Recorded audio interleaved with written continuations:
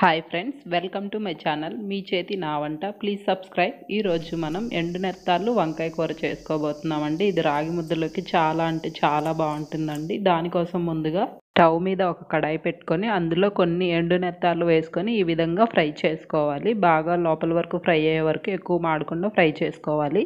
ఇప్పుడు stove off చేసుకొని వేడిగా ఉన్నప్పుడే అందులో నీళ్లు పోసుకొని బాగా కడుక్కోవాలండి. అప్పుడే దానిపై ఇదంతా మనకు బాగా వస్తుంది. ఇసుక కూడా బాగా అడుగు వరకు వెళ్తుంది. చూపించిన విధంగా ఎండునెత్తాల పైన ఉన్నటువంటి ఇసుకనంతా బాగా ఈ విధంగా శుభ్రం చేసుకోవాలండి. 2-3 సార్లు నీళ్ళల్లో శుభ్రం చేసుకోవాలి. చూడండి, ఇవి కడుక్కున్న తర్వాత చూడండి అడుగున ఎంత ఇసుక ఇలాంటివన్నీ బాగా శుభ్రంగా కడుక్కోవాలి. ఒక 2-3 సార్లు బాగా కడుక్కోవాలి. ఈ విధంగా కడుక్కున్న తర్వాత చూడండి, నాకు అడుగున ఇసుక ఇదంతా వచ్చింది కదా, ఇదంతా తీసేసి కడాయి కడుక్కున్నాను. చూడండి, బాగా క్లీన్ చేసుకుంటే ఈ విధంగా బాగా నీట్గా వస్తాయి. స్టవ్ మీద అదే కడాయి కడిగి పెట్టుకున్నానండి. అందులో కొంచెం ఆయిల్ వేసుకొని ఆయిల్ హీట్ అయ్యాక ఈ విధంగా కడిగి పెట్టుకున్నటువంటి ఎండునెత్తాలు వేసుకొని బాగా ఫ్రై చేసుకోవాలి. అప్పుడు అవి మెత్తగా అవ్వకుండా కొంచెం నిలుక్కొని కూరలో బాగుంటుందండి.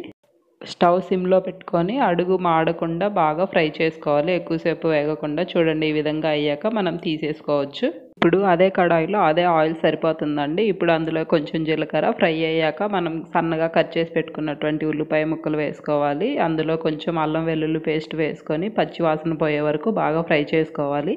ఇది బాగా ఫ్రై అయ్యాక ఇందులో ఒక 3 టమాటీలు తీసుకొని పేస్ట్ చేసుకున్నానండి. ఆ పేస్ట్ వేసుకోవాలి. ఇప్పుడు ఇందులో కొంచెం సాల్ట్, కొంచెం పసుపు, తగినంత కారం వేసుకొని ఇవన్నీ బాగా కలుపుకోవాలి. టమాటీ పేస్ట్ బాగా మెత్తగా ఉడికే వరకు మనం బాగా ఫ్రై చేసుకోవాలండి. తర్వాత ఒక వంకాయలు తీసుకొని ఈ విధంగా సాల్ట్ వాటర్లో కట్ చేసి వేసుకున్నాను.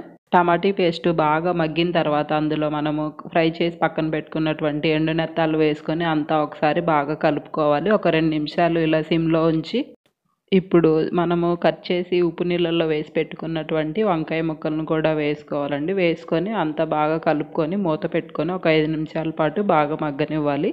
ఒక 5 నిమిషాల తర్వాత అంతా కలుపుకొని అందులో కొంచెం మనం తగినంత నీళ్ళు వేసుకొని బాగా ఉడకబెట్టుకోవాలండి. వంకాయలు ఎండునెత్తాలు అన్నీ ఉడికేలాగా. ఈ విధంగా బాగా ఉడుకుతున్న టైంలో మనం ఇప్పుడు అందులో కొంచెం ధనియాల పొడి, కొంచెం గరం మసాలా, కొంచెం వేయించుకున్నటువంటి జీలకర్ర పొడి వేసుకొని అంతా బాగా కలుపుకోవాలి. మనకు కావాల్సిన కన్సిస్టెన్సీ వచ్చే వరకు మనం బాగా కలుపుకోవాలండి. చూడండి, నాకు ఈ కన్సిస్టెన్సీ సరిపోతుంది కాబట్టి స్టవ్ ఆఫ్ చేసుకొని ఇదంతా బాగా కలుపుకోవాలి. ఎక్కువ గ్రేవీ కావాలనుకునేవారు కొంచెం ఎక్కువ పులుసు ఉన్నప్పుడే స్టవ్ ఆఫ్ చేసుకోవచ్చు.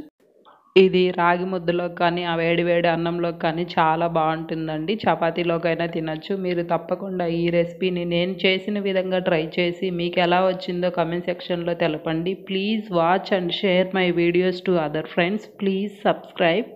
Thanks for watching. Please like, comment and subscribe.